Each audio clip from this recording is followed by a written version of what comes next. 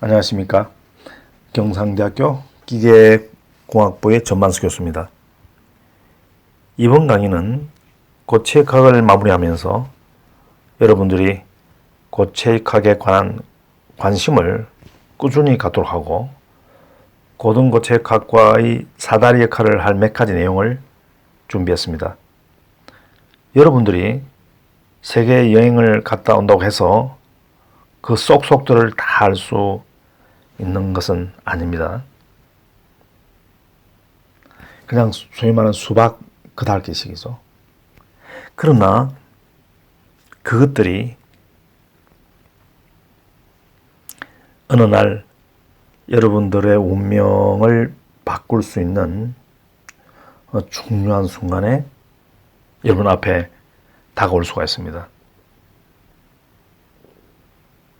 공부도 마찬가지입니다. 견문이 더 중요할 때가 많습니다.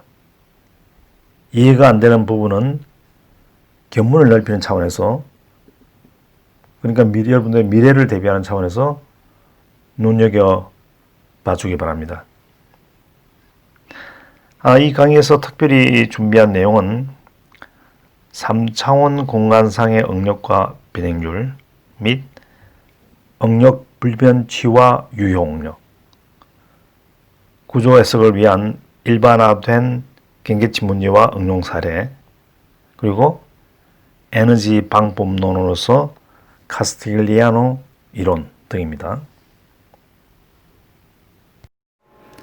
이 강의에서는 3차원 공간상에서의 응력과 비행률 및 응력 불변치와 유효 응력에 관해서 학습을 하도록 하겠습니다. 우리가 모아원을 이용해서 공부한 것은 2차원 평면에서는 유용했지만 3차원 확장이 사실상 불가능합니다. 세 개의 주응력을 아는 상태에서는 모아원이 그 나름의 의미가 있지만 일반적으로는 그렇지가 않습니다. 설령 3차원 확장이 되더라도 2차원과 3차원의 기하학적 복잡성의 차이는 비교될 수가 없습니다.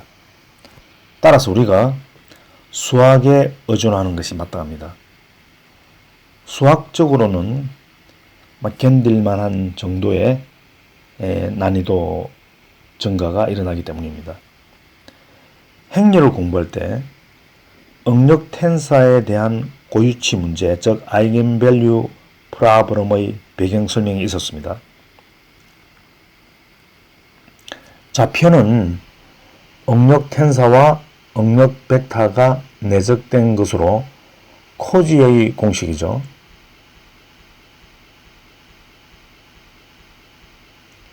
그것이 의미하는 것은 벡터 n의 수직한 단면에 작용하는 응력 벡터가 되는 것입니다.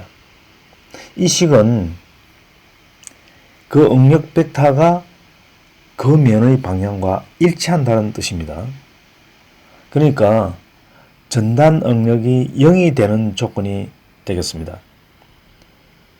이 고유치 문제가 의미 있는 답을 갖기 위해서는 소위 말하는 특성 방정식이 성립해야 합니다. 그러니까 이 선형 방정식은 재차 선형 열린 방정식이죠. 그래서 이러한 조건이 붙게 되는 것입니다. 이로부터 구해진 미지의 시그마가 주응력이 됩니다. 이 주응력을 이 시계에 대입하면 m 벡터의 방향을 결정할 수가 있습니다. 그렇게 구한 주응력과 주응력의 방향은 이와 같이 모아원으로부터 구한 결과와 동일합니다. 모아원상에서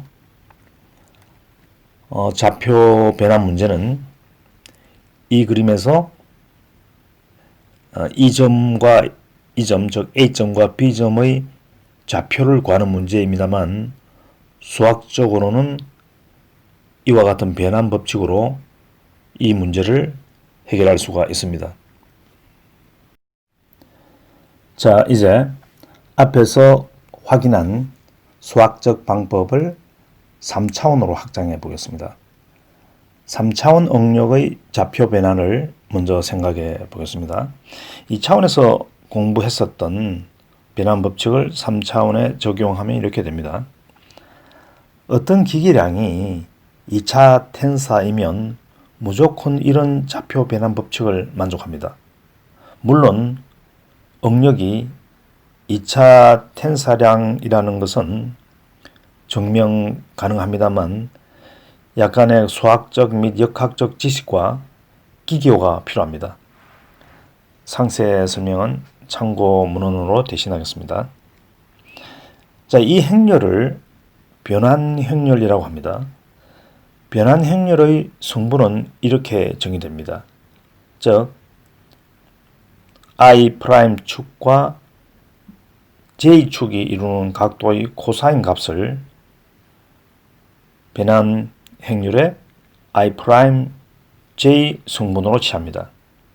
그런데 이 행렬은 아주 특이한 특징을 가지고 있습니다. 그러니까 이 행렬의 역행렬은 이 행렬의 전치 행렬과 동일합니다. 이러한 행렬을 오토노멀하다고 합니다. 흔히 오토곤하다라고 하는데 정확한 표현은 오토노멀이라고 보면 됩니다. 오토라는 것은 오토고널에서 온 것으로 수학적으로 직교한다는 의미입니다.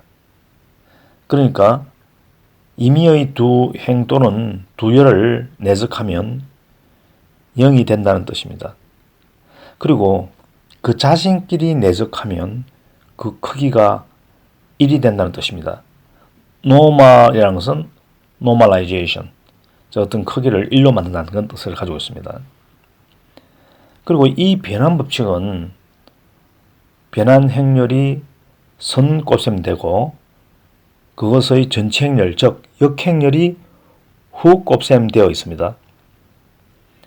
이러한 변환 행렬을 우리가 동질 변환이다, similarity transformation이다 라고 합니다. 두 행렬이 동질 변환 관계에 있을 때 두 행렬의 아이겐밸류는 동일하다는 것이 밝혀져 있습니다. 이 두 아이겐밸류는 같습니다. 엄청나게 중요한 이야기입니다만 우리가 손등을 꼬집었을 때 아픔은 응력 때문입니다. 그런데 이 변환 법칙은 응력 성분이 보는 방향에 따라서 달라진다는 것을 의미합니다. 그러나 아픔이 변하지는 않습니다. 그래서 방향과 무관하게 변하지 않는 것이 있다면 그것이 곧 아픔을 좌우하는 데 중요한 역할을 할 것임을 짐작할 수가 있습니다. 그래서 이 아이겐밸류 프로블럼이 중요한 것입니다. 그런데 앞에서 공부한 아이겐밸류는 특성 방정식에서 결정됩니다. 그러니까 이러한 3차 방정식을 풀어야 합니다. 이 3차 방정식은 반드시 3개의 실근을 갖습니다. 대칭 행렬이면 반드시 아이겐밸류 프로블럼은 모두 실근을 갖습니다. 이런 점은 선행대수학에서 입증되어 있는 사실로 저를 포함한 공학도들은 받아들이면 됩니다. 여러분들이 이 분야에서 대가가 되기 위해서 선행대수학을 수강하는 것도 크게 도움이 될 것입니다. 물론 제가 이야기하는 대부분의 선행대수학적 지식은 공학수학에서 충분히 교육되고 있습니다. 하여튼 우리가 3차 방정식을 쉽게 풀 수가 없습니다. 공식이 있다고 하지만 이론 전개에 사용할 정도로 다루기 쉽고 유용하지가 않습니다. 하여튼 우리가 아는 것은 이 두 특성 방정식의 해가 동일하다는 것입니다. 이것은 결국 이 두 3차 방정식의 개수가 같아야 한다는 것을 의미하죠. 따라서 이 세 개의 개수를 우리가 응력 불변치다, 스트레스 인베리언트다 라고 합니다. 주응력도 물론 불변치입니다. 주응력은 같다고 그랬으니까요. 좌표계의 변환과 상관없다 이거예요. 그런데 그것을 우리가 이론 전개에 활용할 목적으로 명확한 수식으로 표현할 수가 없습니다. 그러니까 답을 구할 수 없다는 거죠. 그 특성 방식의 답을 일반적으로는. 그러나 이제 응력 불변치는 항상 말이죠. 응력 성분으로 쉽게 구할 수가 있습니다. 이에 관해서는 다음 장에서 한번 살펴보도록 하겠습니다. 여기서는 응력 불변치를 살펴보고 유효 응력을 정의하겠습니다. 응력 불변치는 이렇게 구해집니다. 앞장에서 정의한 특성 방정식을 풀어 쓰면 이러한 관계를 구할 수가 있습니다. 그런데 아무래도 복잡함이 있습니다. 세 개의 주응력은 아주 훌륭한 응력 상태입니다. 그것에 상응하는 전단 응력이 0이 되기 때문입니다. 그리고 주응력 축은 응력 관점에서 가장 편리하고 효과적인 방향이죠. 이 응력에 대한 특성 방정식을 구하면 이렇게 됩니다. 그래서 응력 불변치를 주응력의 방향에서 이렇게 표현할 수가 있습니다. 물론 여기로부터 시그마 x, y, z 대신 각각 시그마 1, 2, 3를 대입하고 전단 응력은 0을 대입하면 이렇게 구할 수가 있습니다. 우리가 평균 응력의 영향을 무시하는 경우가 많습니다. 심해에 있는 모래가 고압에도 불구하고 부서지지 않습니다. 응력은 크지만 모든 방향으로 평균 응력만 작용하기 때문입니다. 물론 응력 불변치 I1은 평균 응력의 3배입니다. 그러니까 평균 응력의 영향을 I2에서 없애기 위해서 이렇게 정리를 한 거죠. 그래서 이것을 우리가 J2라 하고 이것에다 3을 곱해서 루트를 취한 것을 상당 응력이다, 유효 응력이다 라고 정의합니다. 상당 응력과 유효 응력을 각각 equivalent와 effective stress라고 합니다. equivalent stress, effective stress라고 합니다. J2는 매우 중요하기 때문에 이에 관해서는 다음 장에서 다시 다른 측면에서 살펴보도록 하겠습니다. 유효 응력의 배경을 다른 방식으로 설명을 하겠습니다.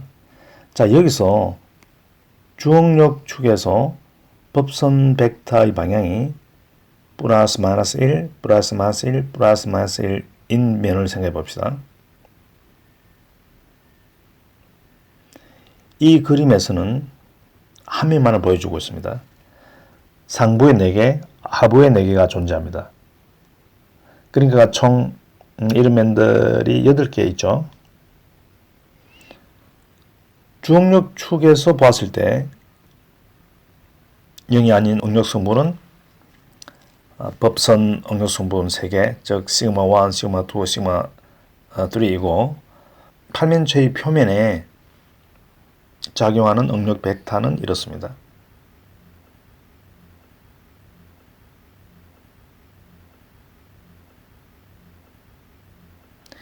이 응력 벡터와 법선 방향을 내적하면 팔면체의 각 면의 모든 법선 성분은 같다는 것을 확인할 수가 있습니다.